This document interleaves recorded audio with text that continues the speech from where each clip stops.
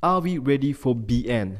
When Prime Minister Najib Abdul Razak asked the crowd that very question at the Penang State BN Chinese New Year Open House on Monday, the crowd responded loud and clear. Apparently not loud and clear enough. Are you ready for BN? Are you ready for BN?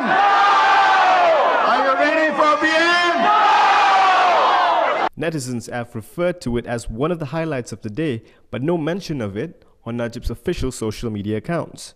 A video highlight of the open house posted on Najib's Ajib Go Facebook page skips the part entirely after Nur Asham and Najib's address. And if we respect one another, Malaysia will be truly a great nation, a nation that will certainly be in the forefront of all nations in the world. On Najib's main Facebook page, no updates on Sai or the Chinese New Year Open House were found. However, on Najib's Twitter, he complimented Sai on his performance in Penang and denied the Korean star was paid using public money.